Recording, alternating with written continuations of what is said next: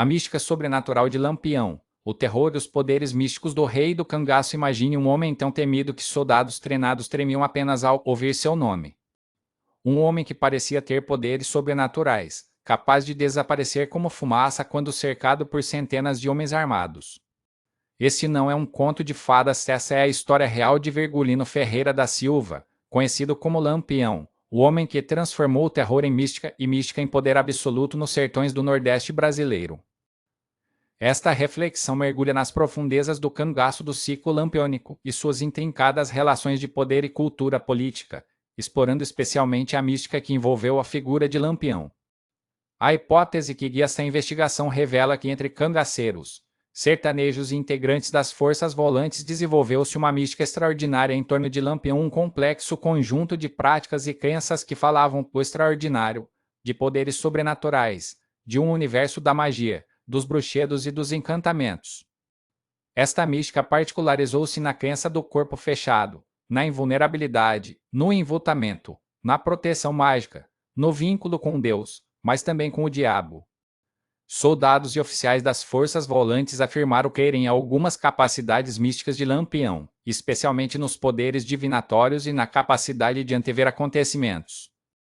Esses aspectos místico-religiosos no cotidiano do cangaço influenciaram profundamente a ação dos homens oficialmente a serviço dos governos, alistados nas forças volantes, mas que viviam e pensavam como a massa dos sertanejos. A religiosidade sertaneja desempenhou um papel relevante na construção do mito no cangaço, embora não exclusivamente. No caso de Lampião, a mística foi reforçada pela longevidade de sua trajetória à frente dos bandos, sobretudo diante das fugas inexplicáveis e do fato de não ser aprisionado. Por outro lado, a divisão dos bandos em subgrupos ajudou a consolidar essa crença. Noticiavam-se ataques simultâneos de cangaceiros em diversos pontos dos sertões, em territórios de diferentes estados, como se ele estivesse presente em todos, ao mesmo tempo. Acreditava-se na ubiquidade de Lampião, no poder de se fazer presente em toda parte. Essa mística, além disso, teve suas raízes fundadas no terror, o terror místico. Lampião, tanto quanto a polícia, disseminou entre as populações sertanejas um sentimento de terror, um estado permanente de medo e pânico que alimentava ainda mais suas lendas sobrenaturais. A estrela de Lampião, furando o malho da rede em 1932, João Miguel da Silva, tenente do Exército comissionado em capitão da Força Pública da Bahia, integrou a campanha contra o cangaço no governo do interventor Juraci Magalhães. Sua missão era organizar o serviço de rádio da polícia, aparelhando as forças volantes com um sistema de comunicação eficiente. Em Salvador, o capitão João Miguel concedeu entrevista e falou, entre outros temas, da suposta invulnerabilidade de Lampião. Suas palavras revelam o impacto da mística lampiônica até mesmo sobre oficiais militares. Os sertanejos têm a superstição de que Lampião tem o corpo fechado, que não há bala que o alcance, nem armadilha que o colha. Eu não sou sujeito a superstições, no entanto, estou meio convencido de que o bandido tem mesmo estrela. Quando entreguei o comando ao tenente Liberato, tinha a impressão de que Lampião estava perdido.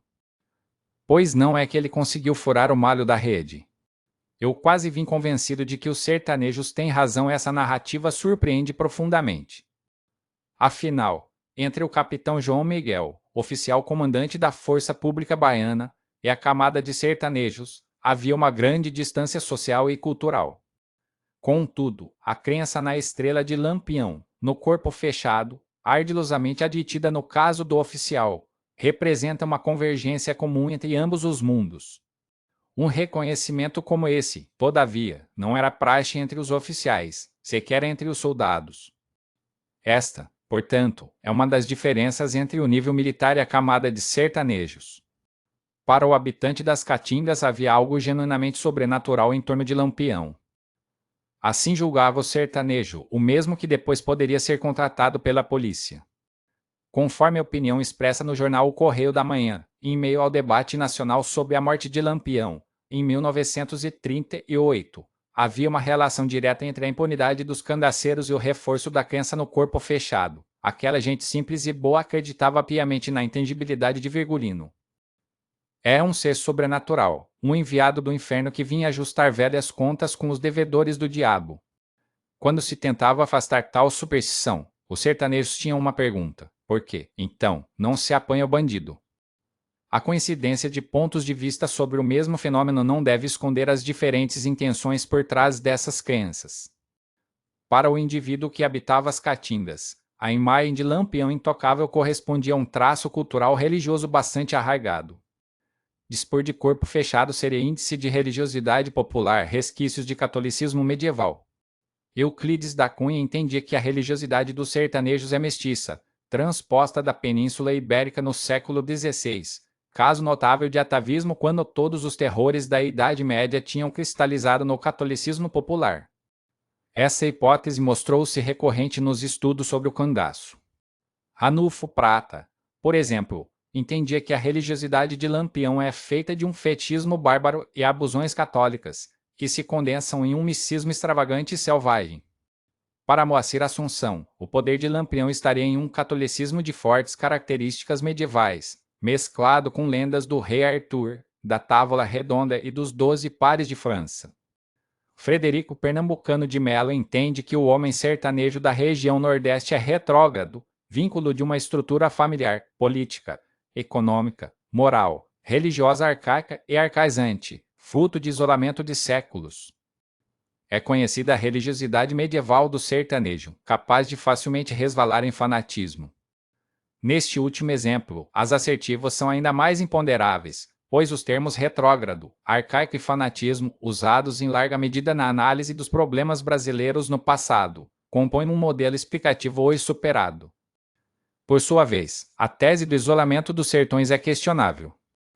Como observou Ralph Della Cava, desde o século XIX fundou-se uma vertente que explicava os movimentos religiosos de base popular como puro messianismo ou milenarismo, taxados de fanáticos, heréticos, retrógrados, produtos de uma sociedade culturalmente atrasada.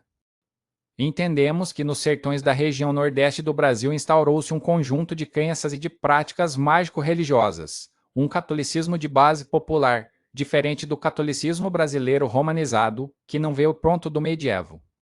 Ao contrário, conforme Luiz Bernardo Pericaz, trata-se de uma religião católica, híbrida, popular, milenarista, milagreira, messiânica, de santos cristãos e, certamente, mutante, maleável, modificada e influenciada por signos e símbolos místicos, africanos, indígenas, constantes intercâmbios culturais. A partir desses elementos, o sertanejo buscava explicar o desconhecido, o sobrenatural. Não é que o misticismo vigente entre os séculos XIX e XX tenha sido praticado exclusivamente por sertanejos pobres, conforme uma historiografia tradicional, reduzindo um problema complexo à pura ignorância das massas desvalidas. Devemos considerar que mesmo a ciência conheceu um processo de estruturação, buscava legitimar-se aos olhos da sociedade. Contudo, esse processo de legitimação apresentou seus próprios paradoxos. Fé e ciência não andavam assim tão distantes. O comandante de Força Volante em Pernambuco elaborou uma estatística primária sobre alguns combates travados por Lampião nos estados da Bahia e de Pernambuco. O autor enumerou 75 combates com forças volantes, número que em balanço posterior foi estimado em 200. Escapar diante de soldados e oficiais pasmos, quando estes avançavam convictos da captura, livrar-se das balas, das facas e dos punhais, sobreviver nos casos em que o corpo for alcançado com graves ferimentos constitui-se para segmentos da força repressiva uma espécie de mistério. Gueiros conheceu Lampião em 1921 e logo depois o enfrentou em vários combates. Encerrada a campanha contra o banditismo, publicou suas memórias. Ele informa que entre os oficiais geralmente discutia-se o mistério da fuga de Lampião de todos os encontros havidos com a polícia, enquanto que ele se punha a salvo. Supomos que os representantes da ordem tivessem suas próprias avaliações do fenômeno. Contudo, essas informações permaneceram no limbo, cobertas por camadas de informações objetivas e técnicas da linguagem militar. O acesso a elas dá-se por fragmentos de textos, intenções mal encobertas ou, no caso aqui exposto, pelas memórias. Quantificando o histórico de fugas de Lampião, Gueiros oferece uma estatística eloquente. Entre 1922 e 1926 foram presos e mortos mais de 600 comparsas do célebre bandido, Dessa época até o fim da campanha, em 1939, foram mais de 200 que tiveram a mesma sorte. Lampião, todavia, continuava incólume e dele só se via sombra, termo usado pelos rastejadores para designar o rastro quase apagado. Como explicar tal enigma?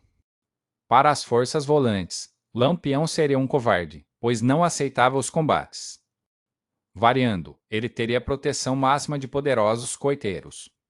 Contudo, uma explicação assumida pelos sertanejos e mal assumida entre oficiais e soldados apelava para o nível sobrenatural. Segundo Gueiros, Lampião possuía um dom, poder de pressentimento diante dos perigos iminentes, da presença próxima das forças volantes, a ponto de ser considerado um quase adivinho, poder demonstrado em situações que antecediam combates e que o levaram a conquistar ascendência sobre outros integrantes do bando. Temos, portanto, a atribuição de duas qualidades constitutivas da imagem pública de Lampião, pressentimento e ascendência. Associadas, por certo, mas distintas. Por isso mesmo necessitam análise em separado. Lampião e o poder de pressentimento, um quase adivinho para o oficial pernambucano. Lampião pressentia situações perigosas. Vejamos alguns registros extraordinários acerca do poder ou dom de pressentimento atribuído a Lampião. O primeiro se refere à fase da vida de Lampião quando este era lugar-tenente de Sebastião Pereira, Sr. Pereira, que lutava contra a parentela dos Carvalhos. No município de Souza, no Ceará atual Paraíba, Sebastião ia com fome e toda a cabroeira em idênticas condições. Chegando numa fazenda, nada tinha a comer, a não ser milho. Sebastião ordenou que se torrassem umas pipocas. Advertiu Lampião: compadre, em lugar de pipocas vamos almoçar é muito bala, se ainda permanecermos aqui 5 minutos mais. Sebastião ficou desconfiado. Antes, porém, de se esgotar os 5 minutos, estavam com tropas ao redor da casa. As duas narrativas seguintes tratam de eventos acontecidos nos estados de Alagoas e da Bahia, quando Lampião já era o chefe incontestável do cangaço. Em Alagoas, estava costurando uns bornais em casa de um amigo, para um recruta do grupo. E em dado momento, fechou a máquina, juntou toda a fazenda e disse ao novel cangaceiro: vamos, os macacos aí vêm. A casa foi logo cercada pelas forças de Alagoas e Pernambuco. O sargento Luiz Mariano da Força Pernambucana cercou Lampião no município de Patamotê, da Bahia, alta noite, no mato, e esperou que o dia amanhecesse para fazer fogo consciente da pontaria. Aconteceu, porém, que, nos primeiros alvores da madrugada, já estava o bandido fora do cerco, não se sabe como e, de retaguarda, fez diversas descargas sobre a tropa, fugindo em seguida ileso, enquanto deixava alguns feridos entre os soldados. A narrativa é semelhante quanto às supostas adivinhações atribuídas a Lampião, sobretudo a primeira e a segunda. A terceira trata dos mesmos pressentimentos, mas difere dos demais por indicar que Lampião escapa e reverte uma situação perigosa de cerco ao seu bando. Em todos eles há o pressuposto, ou a crença, de que o mesmo escapava guiado por poderes divinatórios. Segundo informações de João Gomes de Lira, soldado da Força Volante de Pernambuco, a dos Nazarenos, Lampião juntou-se a Sebastião Pereira somente em fins de junho de 1921, estendendo-se até agosto de 1922. Período em que Virgulino teria se transformado em Lampião. Nessa jornada foi quando mais se destacou Virgulino Ferreira, conquistou a confiança do chefe Sebastião Pereira e de todo o grupo. Tornou-se famoso. Seu nome cresceu. Sob os pressentimentos de Lampião e de como conquistou ascendência no bando de Sr. Pereira, a conclusão de Lira é que ante tudo isso, e muitas outras, Lampião já estava no grupo, como adivinho. Sebastião não fazia nada que primeiro não consultasse.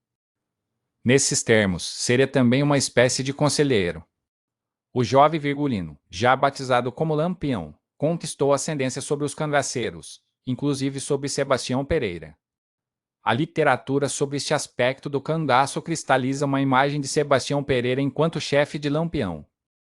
Joaquim Góes, contratado das Forças Volantes de Sergipe, manifestou seu estranhamento pela morte de Lampião, em Angicos, desprevenido, pois era conhecida sua eterna desconfiança, o instinto adivinhatório que o fazia arribar, de supetão, dos coitos quando as volantes sorrateiramente se aproximavam. Além do poder de pressentimento, representava-se Lampião como um oráculo, portador de poder de ascendência. O poder de ascendência. O oráculo dos sertões aos 23 anos de idade, ainda sob o comando de Sr. Pereira, e enquanto lugar-tenente deste, Lampião ficou sendo o oráculo do chefe da tropa, com formigueiros e lira. A partir daí ele conquistou influência diante do seu chefe, com reforço de sua fama e de pouso, das refeições, do descanso e da dormida. Ascendência que se verificava, segundo os autores, inclusive durante a condução dos combates. Tanto a fama quanto o prestígio constituíam-se em códigos sociais e valores almejados no interior do cangaço. Em sentido geral, fama é aquilo que faz de alguém célebre, opinião de muitos sobre alguém ou algo. Contudo, diante do problema ora analisado, fama é uma condição imposta àqueles que viviam do emprego das armas, apoiando a legalidade, ou não. A esses homens, conforme Vilela, restava-lhes responder pelas expectativas que geravam o, do contrário, mais conveniente seria abandonar seu uso das armas e promover-se como mansos ou pacatos. Em um dos primeiros encontros que teve com Lampião, Sr. Pereira estranhou o fato de ser Lampião mais novo e ainda assim chefiar o bando, na fazenda Passagem do Brejo, na beira do Pajeú, pertinho do Arraial de São Francisco. Foi procurado por Lampião. Eles eram uns 7 homens. A idade dele regulava com a minha, uns 24 anos. Acho que ele era até mais novo. Ele havia lutado com gente que me acompanhava. Esses homens gabavam muito Lampião. Diziam que ele era de muita coragem. Até era esquisito. Ele era o mais novo e ficou chefiando os outros. Eu considerava Lampião como um chefe também. O reduzido grupo era basicamente um núcleo familiar, compostos por irmãos e agregados. Quanto à idade, seria Lampião mais novo que Sr. Pereira, também o mais novo do bando e, mesmo assim, compendo o critério de idade, fundamental para o exercício da liderança no duro ofício dos combates, Lampião chefiava o grupo. Mesmo estranhando aquela novidade, pois certamente rompia uma tradição do cangaço, Sr. Pereira passou a tratá-lo como chefe. Registra João Gomes de Lira que, próximo de São José do Belmonte, Pernambuco, Sr. Pereira foi cercado pelas forças do capitão Cardim. Abrigados numa casa de taipa, vendo as balas transpassando as paredes, Sr. Pereira perguntou a Lampião como furar o cerco. Em dado momento, viram Lampião encostar o ouvido na parede, em volta de toda a casa. Após este procedimento, explicou Lampião, somente uma porta recebia menos balas, furaram o cerco pela porta que Lampião determinou. Neste caso já não se trata da capacidade de pressentir, mas de uma habilidade técnica demonstrada em meio a um combate. Para além, destaca-se o fato de que Lampião aconselha seu chefe em momento de importante decisão, conduzindo o bando com acerto. Uma virtuose de Lampião, ao modo de um artista que atinge um alto grau de conhecimento e domínio técnico. Assim, diante dele, os cangaceiros passaram a agir como se estivessem tratando com uma espécie de oráculo, pessoa cuja palavra ou conselho inspira confiança. Virgulino arrebatou de seu irmão mais velho, Antônio Ferreira, toda a autoridade, conceito e primazia à frente dos cabras. O domínio de saberes e conhecimentos, aplicados com inteligência e até sagacidade, foi interpretado e associado a dons especiais. Assim, podemos supor que a liderança de Lampião se revestia de elementos tais como habilidades técnicas, prestígio, fama e legitimidade.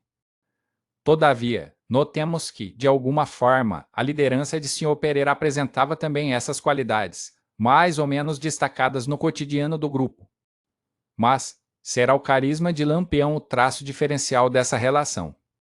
A liderança de Lampião sobre o grupo e sua ascendência sobre Sr. Pereira deu-se por sua personalidade carismática. Há quem afirme que ele possuía uma personalidade autoritária e por isso conquistou a liderança. Improvável, segundo o nosso ponto de vista.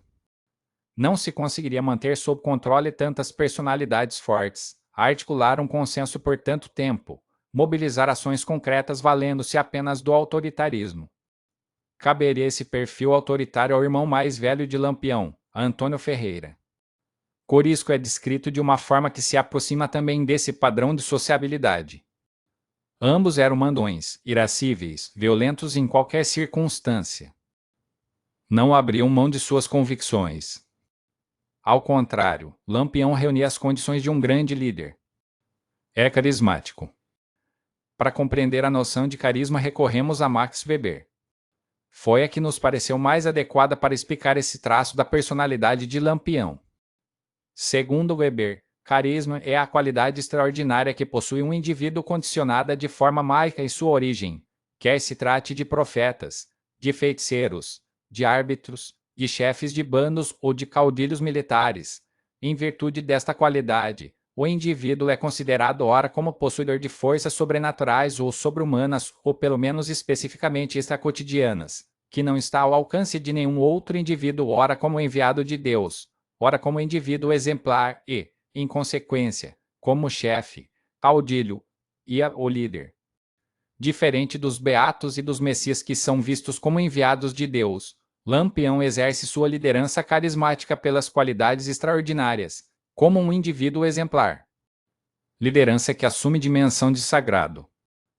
Mas, a sacralização não se dá pela posição que ocupa no grupo, embora desde cedo ele tenha sido investido de uma posição privilegiada. Foram as qualidades extraordinárias que o levaram a conquistar a autoridade e reconhecimento no bando. Desse modo, podemos dizer que Lampião é representado como um indivíduo detentor de forças sobrenaturais ou sobre-humanas, ou pelo menos especificamente extracotidianas. O tenente João Bezerra avaliou os supostos poderes atribuídos a Lampião. Comandante da Força Volante de Alagoas que eliminou o chefe do cangaço, em 1938. Ele concedeu entrevista ao jornal A Noite, do Rio de Janeiro. Lampião era um símbolo. Morto este, terminou a crença de que o cangaceiro era protegido por forças sobrenaturais. Assim, a morte de Lampião, em 1938, implicaria o fim do cangaço. Aliás, este pressuposto, tão banal à época, em si afirma os poderes do chefe. Seria, ainda, a morte da lenda sobre o mesmo. Daí as cenas do cortejo com as cabeças dos cangaceiros, sertões afora. Como observou um jornal da época, aquele cortejo, que tanta indignação provocou, teria sido um gesto inútil, mas julgado necessário para satisfazer a lenda de que Lampião tinha o corpo fechado. Em outro periódico, um articulista afirmou que sua morte teria sido uma grande proeza. E concluía, fazê-lo, porém, de modo a que o povo do Nordeste pudesse ver a cabeça decepada, foi muito maior proeza, porque foi a morte da lenda que cercava o seu nome fatídico. A degola foi uma prática aplicada a muitos cangaceiros. Da mesma forma, quando soldados volantes eram capturados, raramente escapavam desse tipo de violência. Também o governo republicano praticou a degola, ritual de terror registrado em Canudos. No Arraial despontou o coronel Moreira César, que investiu sobre os sertanejos com a fama de corta-cabeças. Morto em combate, foi degolado pelos jagunços. Assim aconteceu com o próprio conselheiro. Os sentidos dados a cada um desses casos é variável. Como explicou o tenente José Bezerra, conduzir as cabeças de Lampião e dos outros foi um gesto prático, já que não poderiam transportar os corpos. O que se comprovou depois foi que o cortejo fúnebre pelas vilas, cidades dos sertões e algumas capitais foi a ritualização do poder dominante no sentido de desfazer 2 décadas de crença na aura invulnerável de Lampião.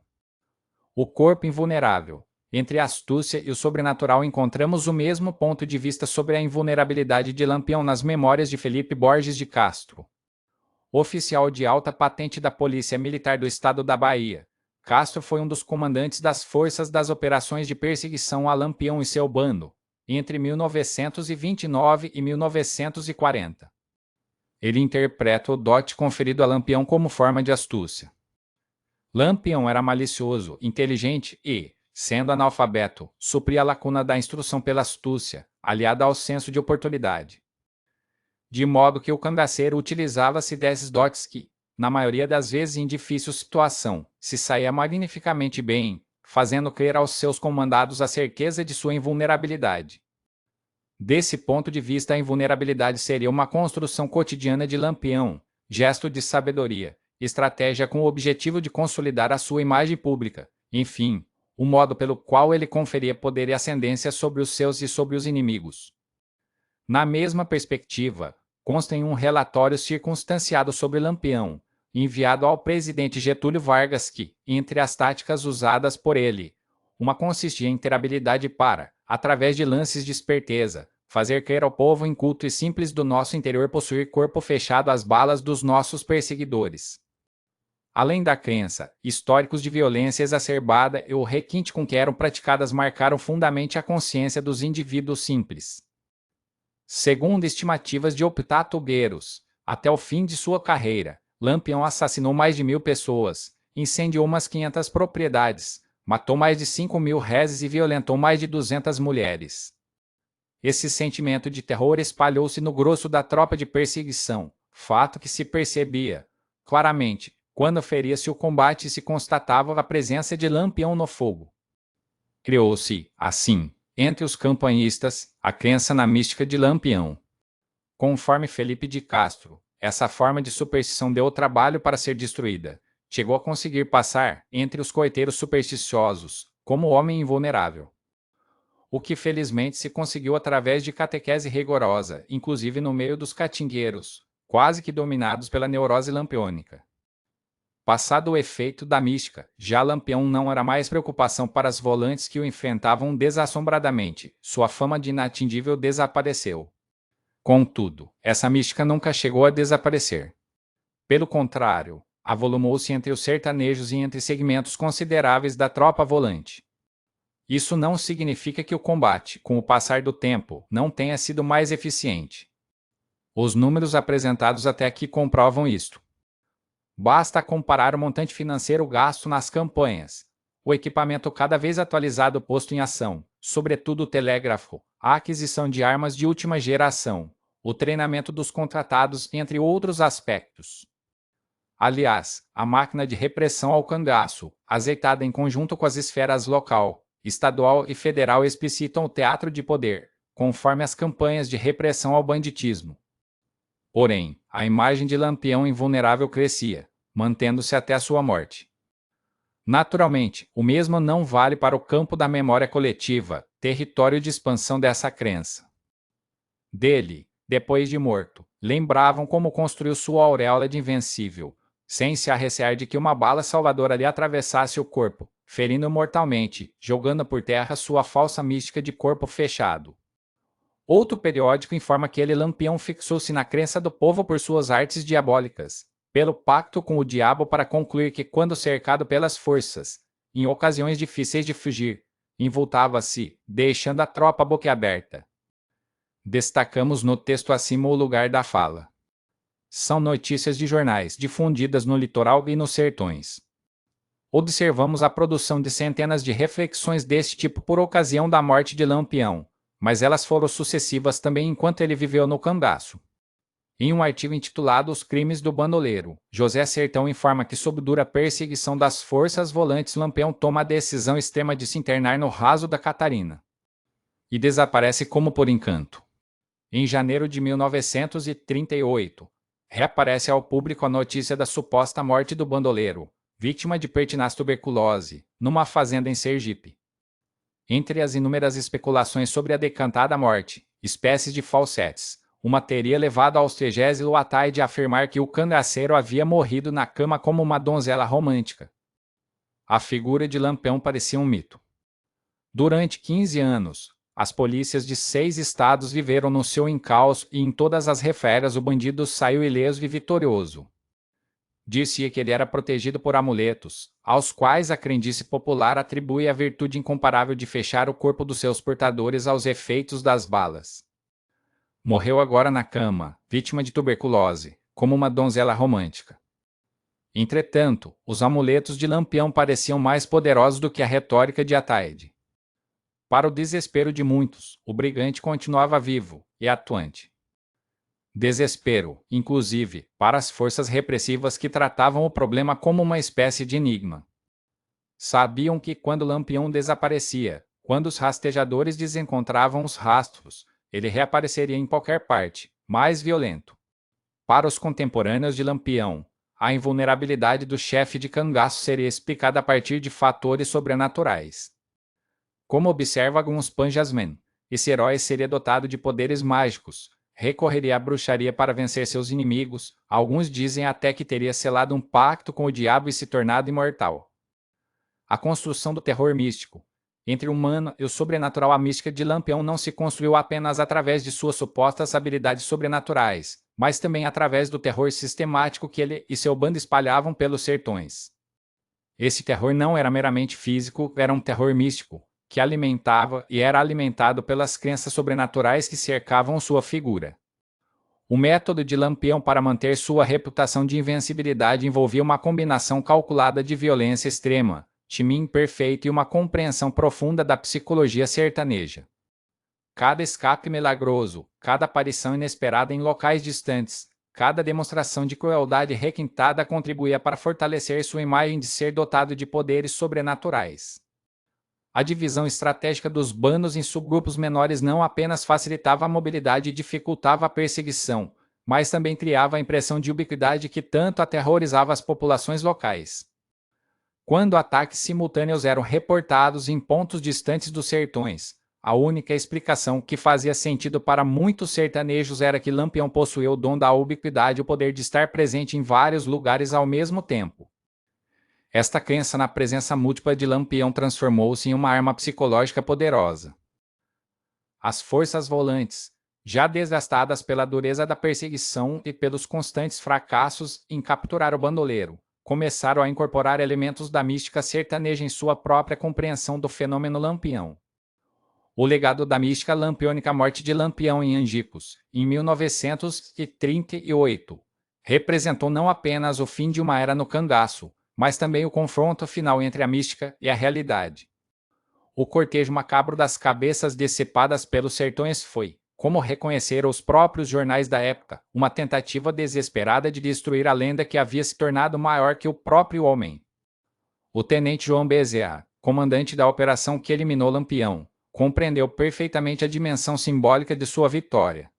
Não bastava matar Lampião, era preciso matar a lenda, destruir a mística, provar de forma inequívoca que o corpo não era fechado, que os amuletos não funcionavam, que o pacto com o diabo era apenas superstição. Contudo, mesmo após a morte física, a mística de Lampião continuou a exercer seu fascínio sobre o imaginário popular. A tentativa de desmistificação através da exibição das cabeças teve, paradoxalmente, o efeito contrário em muitos casos, reforçando a crença de que apenas métodos extremos poderiam ter vencido um ser tão poderoso. Reflexões finais. A eternidade do mito, a mística que envolveu Lampião transcende os limites temporais de sua existência terrena, revelando aspectos profundos da cultura sertaneja e da natureza humana diante do inexplicável. O que começou como uma combinação de habilidade tática, carisma pessoal e timing estratégico transformou-se em algo muito maior, uma lenda que falava aos medos, esperanças e crenças mais profundas de uma população. A figura de Lampião como possuidor de poderes sobrenaturais não era apenas uma criação da ignorância popular, mas sim uma resposta cultural complexa a uma realidade social igualmente complexa. Em um contexto onde a justiça oficial era frequentemente ausente ou corrupta, onde a violência era uma constante e onde as explicações racionais muitas vezes falhavam em dar sentido à experiência vivida, a mística oferecia uma forma de compreensão do mundo. O corpo fechado, os pressentimentos, a ubiquidade, o pacto com o diabo, todos esses elementos da mística lampiônica funcionavam como uma linguagem simbólica através da qual os sertanejos processavam sua realidade. Lampião não era apenas um bandoleiro, ele havia se tornado um símbolo, uma manifestação das forças que governavam o universo sertanejo. Mesmo hoje, décadas após sua morte, a mística de Lampião continua a exercer fascínio e a inspirar reflexões sobre os limites entre o humano e o sobrenatural, entre a história e a lenda, entre a realidade e o mito. Sua figura permanece como um testemunho poderoso da capacidade humana de transformar a experiência vivida em narrativa épica, criando heróis e anti-heróis que transcendem as limitações da mortalidade. A mística de Lampião nos ensina que às vezes a verdade histórica é menos importante que a verdade simbólica e que alguns homens, através de uma combinação única de circunstâncias, personalidade e timing, conseguem transcender sua própria humanidade para se tornar algo eterno no imaginário coletivo. Você sabia que um homem conseguiu aterrorizar milhares de soldados apenas com o poder da mente? que balas pareciam desviar de seu corpo como se fosse protegido por forças sobrenaturais. Essa é a história mais fascinante e misteriosa do sertão brasileiro, diferentemente de qualquer outro cangaceiro da história. Apenas Lampião possuía algo que desafiava toda a lógica, um poder sobrenatural que nem mesmo a ciência conseguia explicar. Enquanto dezenas de outros bandoleiros construíram sua fama pela valentia, pelo terror que espalhavam e até mesmo por gestos nobres em meio ao crime, nenhum deles jamais atraiu sobre si a mesma aura mística que envolvia o rei do cangaço. Até mesmo Luiz Pedro Cordeiro, conhecido simplesmente como Luiz Pedro, que resistiu bravamente a 2 décadas de combates contra a polícia ao lado de Lampião desde o início de suas aventuras como amigo e compadre, nunca demonstrou qualquer indício deste misterioso corpo fechado ou de outras proteções mágicas que pareciam blindar o líder cangaceiro. As consequências desse suposto poder transcendiam o próprio Lampião, atingindo diretamente os soldados que ousavam enfrentá-lo em combate. Esses homens ficavam literalmente estupefatos diante das façanhas inexplicáveis que presenciavam. Como boa parte desses soldados tinha origem sertaneja e, naturalmente, compartilhava do mesmo universo de crenças cotidianas da região, tornava-se compreensível porque eles costumavam demonstrar medo genuíno e profunda relutância quando se viam obrigados a enfrentar Lampião em batalha. Muitos soldados chegavam ao extremo de abandonar precocemente o campo de luta, atitude que fatalmente resultava no recolhimento imediato do armamento e do fardamento, culminando na exclusão sumária do militar por covardia, conforme registrado no Boletim Geral da Polícia de Pernambuco em 18 de fevereiro de 1925. Em final de 1926, a situação tornou-se ainda mais dramática quando 7 soldados desertaram durante a noite, exatamente no momento em que as tropas se organizavam estrategicamente para combater o grupo de Lampião que se encontrava perigosamente próximo da Serra do Man. O comando das forças não hesitou em excluir todos os soldados envolvidos, classificando-os como covardes e indignos, segundo registros do mesmo boletim em 24 de novembro daquele ano. A narrativa que se segue, cuidadosamente colhida através de depoimentos de soldados que vivenciaram essas experiências aterradoras, revela como na prática real do combate existia uma crença profundamente enraizada segundo a qual as balas dos cangaceiros somente conseguiam atingir fatalmente a cabeça de seus adversários. Esse terror místico já se apoderou também de muitos soldados volantes. Assim mesmo ele, Lampião, reserva a incumbência de falar em nome dos santos e do diabo. A soldadesca se apavora completamente. E como crê fervorosamente que as balas dos bandidos só atingem a cabeça, procuram desesperadamente escondê-la e acabam dando tiros sem fazer qualquer pontaria adequada.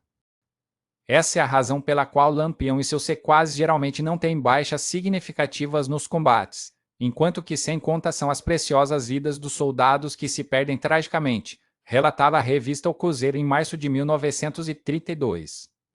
Um soldado, em resposta direta a uma pergunta específica, declarou com convicção absoluta: aquilo não é homem comum.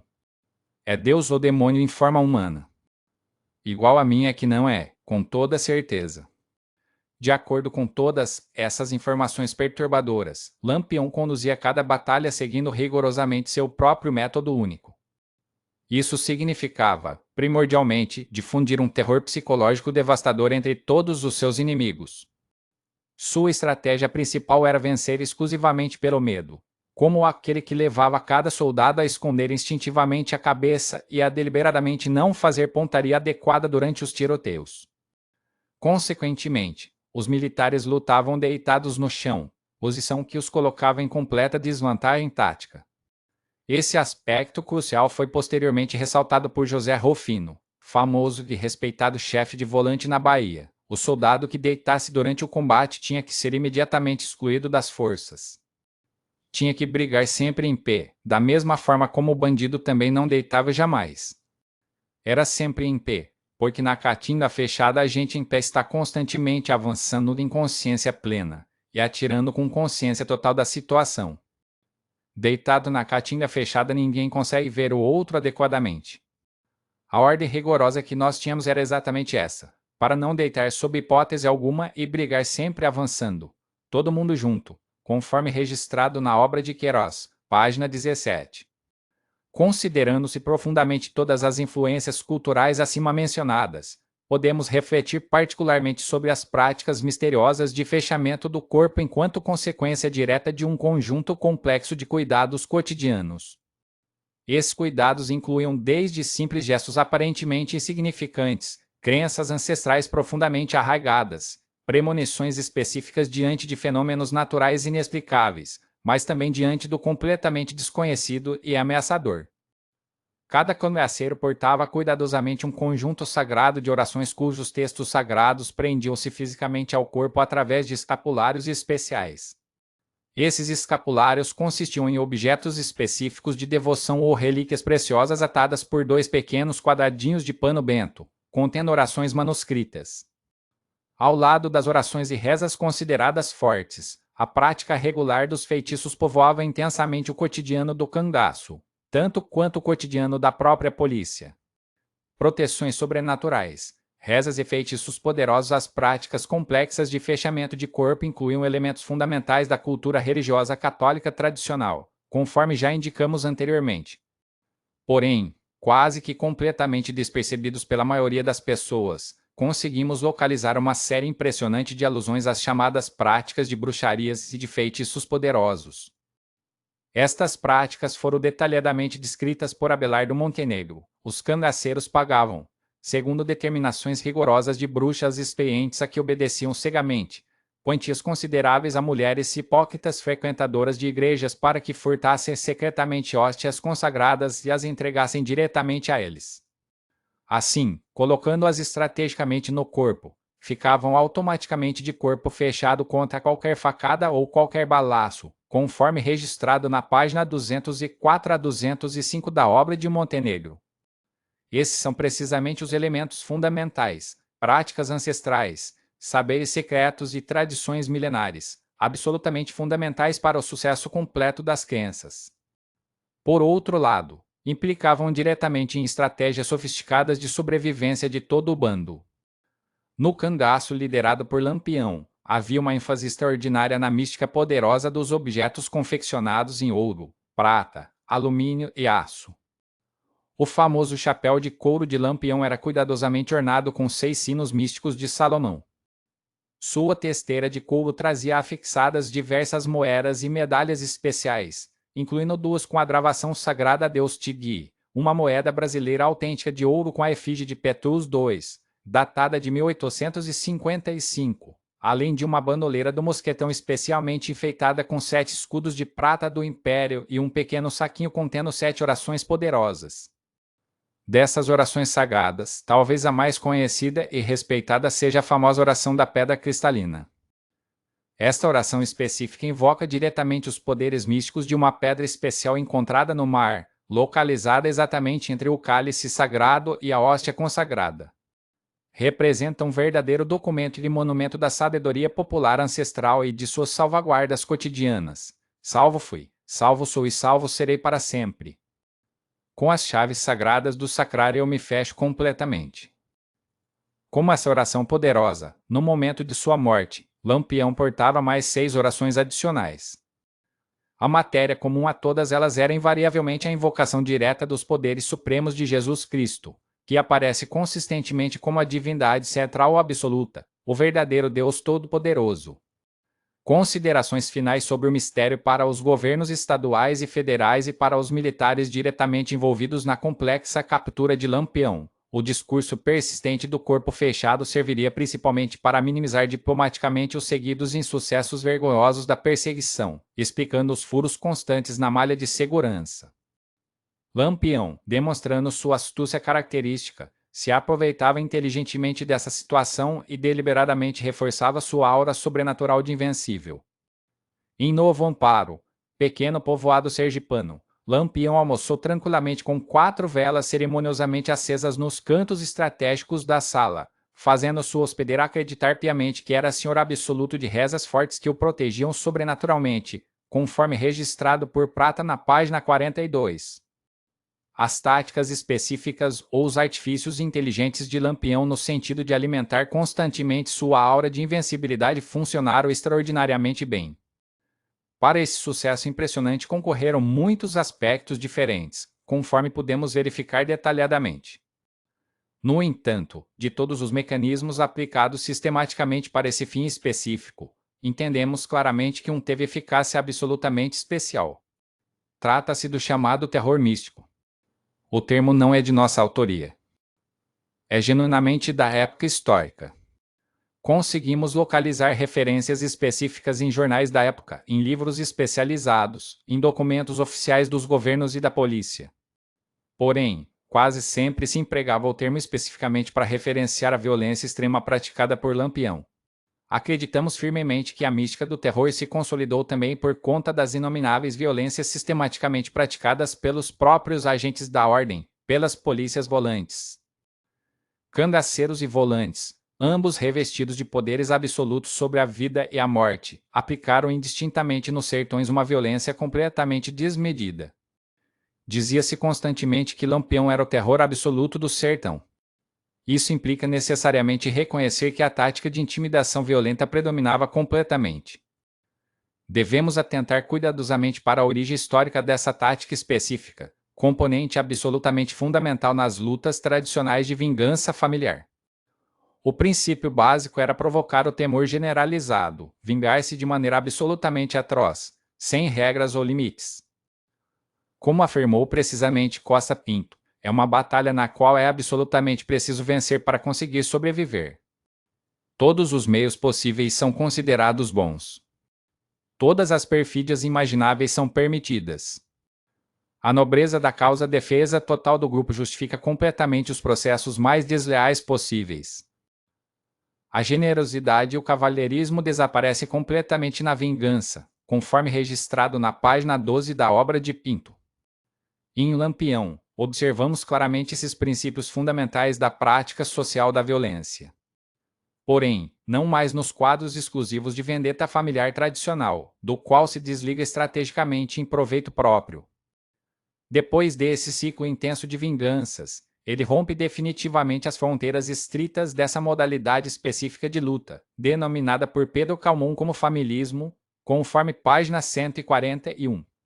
Contudo, manteve cuidadosamente e aperfeiçoou significativamente no cangaço a imprevisibilidade violenta que dirige tradicionalmente a vingança, incluindo o requinte característico da crueldade.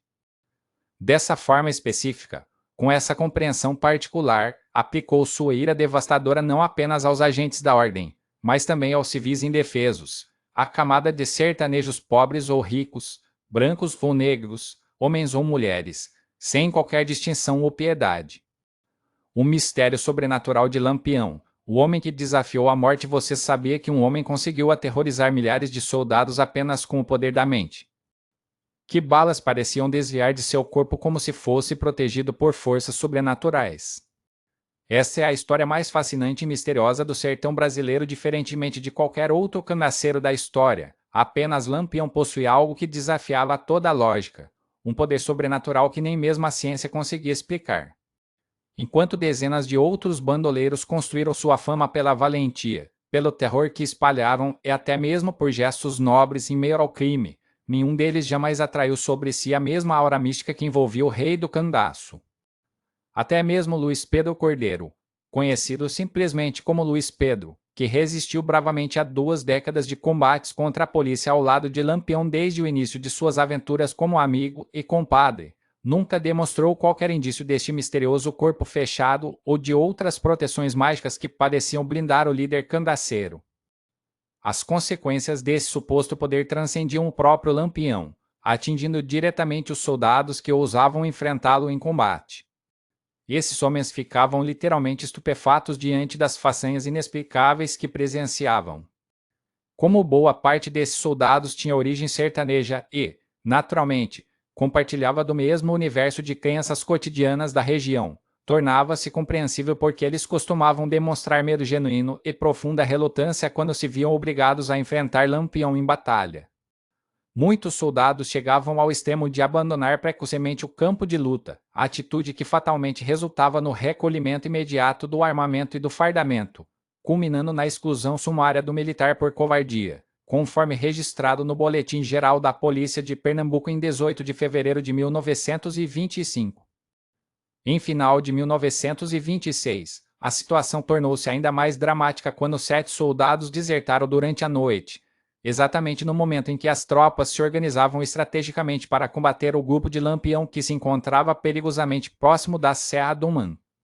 O comando das forças não hesitou em excluir todos os soldados envolvidos, classificando-os como covardes e indignos, segundo registros do mesmo boletim em 24 de novembro daquele ano. A narrativa que se segue, cuidadosamente colhida através de depoimentos de soldados que vivenciaram essas experiências aterradoras, revela como na prática real do combate existia uma crença profundamente enraizada segundo a qual as balas dos cangaceiros somente conseguiriam atingir fatalmente a cabeça de seus adversários. Esse terror místico já se apoderou também de muitos soldados volantes. Assim mesmo ele, Lampião, reserva a incumbência de falar em nome dos santos e do diabo. A soldadesca se apavora completamente. E como crê fervorosamente que as balas dos bandidos só atingem a cabeça, procuram desesperadamente escondê-la e acabam dando tiros sem fazer qualquer pontaria adequada. Essa é a razão pela qual Lampião e seus sequazes geralmente não têm baixas significativas nos combates, enquanto que sem conta são as preciosas vidas dos soldados que se perdem tragicamente, relatava a revista O Cruzeiro em março de 1932. Um soldado, em resposta direta a uma pergunta específica, declarou com convicção absoluta: aquilo não é homem comum. É Deus ou demônio em forma humana. Igual a minha que não é, com toda certeza. De acordo com todas essas informações perturbadoras, Lampião conduzia cada batalha seguindo rigorosamente seu próprio método único. Isso significava, primordialmente, difundir um terror psicológico devastador entre todos os seus inimigos. Sua estratégia principal era vencer exclusivamente pelo medo, como aquele que levava cada soldado a esconder instintivamente a cabeça e a deliberadamente não fazer pontaria adequada durante os tiroteios. Consequentemente, os militares lutavam deitados no chão, posição que os colocava em completa desvantagem tática. Esse aspecto crucial foi posteriormente ressaltado por José Rufino, famoso e respeitado chefe de volante na Bahia. O soldado que deitasse durante o combate tinha que ser imediatamente excluído das forças. Tinha que brigar sempre em pé, da mesma forma como o bandido também não deitava jamais. Era sempre em pé, porque na caatinga fechada a gente em pé está constantemente avançando em consciência plena, e atirando com consciência total da situação. Deitado na caatinga fechada ninguém consegue ver o outro adequadamente. A ordem rigorosa que nós tínhamos era exatamente essa, para não deitar sob hipótese alguma e brigar sempre avançando, todo mundo junto, conforme registrado na obra de Queiroz, página 17. Considerando-se profundamente todas as influências culturais acima mencionadas, podemos refletir particularmente sobre as práticas misteriosas de fechamento do corpo enquanto consequência direta de um conjunto complexo de cuidados cotidianos. Esses cuidados incluíam desde simples gestos aparentemente insignificantes, crenças ancestrais profundamente arraigadas, premonições específicas diante de fenômenos naturais inexplicáveis, mas também diante do completamente desconhecido e ameaçador. Cada cangaceiro portava cuidadosamente um conjunto sagrado de orações cujos textos sagrados prendiam-se fisicamente ao corpo através de escapulários especiais. Esses escapulários consistiam em objetos específicos de devoção ou relíquias preciosas atadas por 2 pequenos quadradinhos de pano bento, contendo orações manuscritas. Ao lado das orações e rezas consideradas fortes, a prática regular dos feitiços povoava intensamente o cotidiano do cangaço, tanto quanto o cotidiano da própria polícia. Proteções sobrenaturais, rezas e feitiços poderosos. As práticas complexas de fechamento de corpo incluíam elementos fundamentais da cultura religiosa católica tradicional, conforme já indicamos anteriormente. Porém, quase que completamente despercebidos pela maioria das pessoas, conseguimos localizar uma série impressionante de alusões às chamadas práticas de bruxarias e de feitiços poderosos. Estas práticas foram detalhadamente descritas por Abelardo Montenegro. Os cangaceiros pagavam, segundo determinações rigorosas de bruxas experientes a que obedeciam cegamente, quantias consideráveis a mulheres hipócritas frequentadoras de igrejas para que furtassem secretamente hóstias consagradas e as entregassem diretamente a eles. Assim, colocando-as estrategicamente no corpo, ficavam automaticamente de corpo fechado contra qualquer facada ou qualquer balaço, conforme registrado na página 204 a 205 da obra de Montenegro. Esses são precisamente os elementos fundamentais, práticas ancestrais, saberes secretos e tradições milenares, absolutamente fundamentais para o sucesso completo das crenças. Por outro lado, implicavam diretamente em estratégias sofisticadas de sobrevivência de todo o bando. No cangaço liderado por Lampião, havia uma ênfase extraordinária na mística poderosa dos objetos confeccionados em ouro, prata, alumínio e aço. O famoso chapéu de couro de Lampião era cuidadosamente ornado com 6 sinos místicos de Salomão. Sua testeira de couro trazia afixadas diversas moedas e medalhas especiais, incluindo 2 com a gravação sagrada Deus Tigui, uma moeda brasileira autêntica de ouro com a efígie de Petrus II, datada de 1855, além de uma bandoleira do mosquetão especialmente enfeitada com 7 escudos de prata do Império e um pequeno saquinho contendo 7 orações poderosas. Dessas orações sagradas, talvez a mais conhecida e respeitada seja a famosa oração da pedra cristalina. Esta oração específica invoca diretamente os poderes místicos de uma pedra especial encontrada no mar, localizada exatamente entre o cálice sagrado e a hóstia consagrada.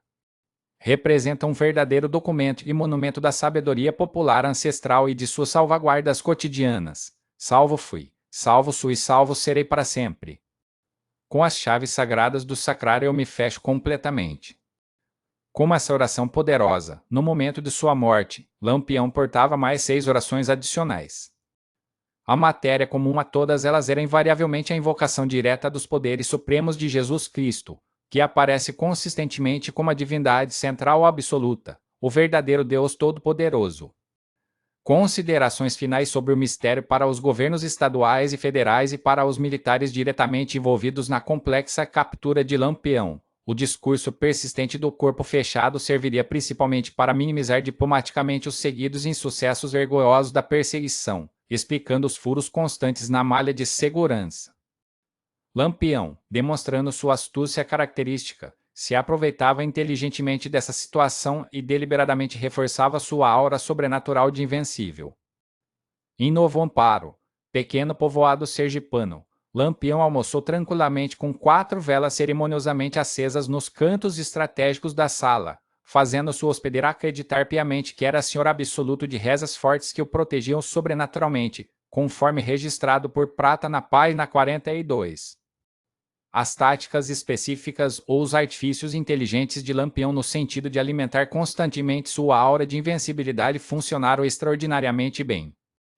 Para esse sucesso impressionante concorreram muitos aspectos diferentes, conforme podemos verificar detalhadamente. No entanto, de todos os mecanismos aplicados sistematicamente para esse fim específico, entendemos claramente que um teve eficácia absolutamente especial. Trata-se do chamado terror místico. O termo não é de nossa autoria. É genuinamente da época histórica. Conseguimos localizar referências específicas em jornais da época, em livros especializados, em documentos oficiais dos governos e da polícia.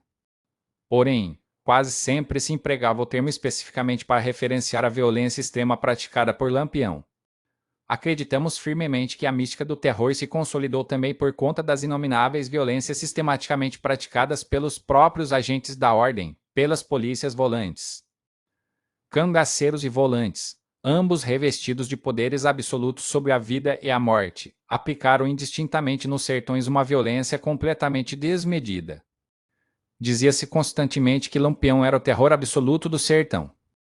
Isso implica necessariamente reconhecer que a tática de intimidação violenta predominava completamente. Devemos atentar cuidadosamente para a origem histórica dessa tática específica, componente absolutamente fundamental nas lutas tradicionais de vingança familiar. O princípio básico era provocar o temor generalizado, vingar-se de maneira absolutamente atroz, sem regras ou limites. Como afirmou precisamente Costa Pinto, é uma batalha na qual é absolutamente preciso vencer para conseguir sobreviver. Todos os meios possíveis são considerados bons. Todas as perfídias imagináveis são permitidas. A nobreza da causa defesa total do grupo justifica completamente os processos mais desleais possíveis. A generosidade e o cavalheirismo desaparecem completamente na vingança, conforme registrado na página 12 da obra de Pinto. Em Lampião, observamos claramente esses princípios fundamentais da prática social da violência. Porém, não mais nos quadros exclusivos de vendetta familiar tradicional, do qual se desliga estrategicamente em proveito próprio. Depois desse ciclo intenso de vinganças, ele rompe definitivamente as fronteiras estritas dessa modalidade específica de luta, denominada por Pedro Calmon como familismo, conforme página 141. Contudo, manteve cuidadosamente e aperfeiçoou significativamente no cangaço a imprevisibilidade violenta que dirige tradicionalmente a vingança, incluindo o requinte característico da crueldade. Dessa forma específica, com essa compreensão particular, aplicou sua ira devastadora não apenas aos agentes da ordem, mas também aos civis indefesos, à camada de sertanejos pobres ou ricos, brancos ou negros, homens ou mulheres, sem qualquer distinção ou piedade.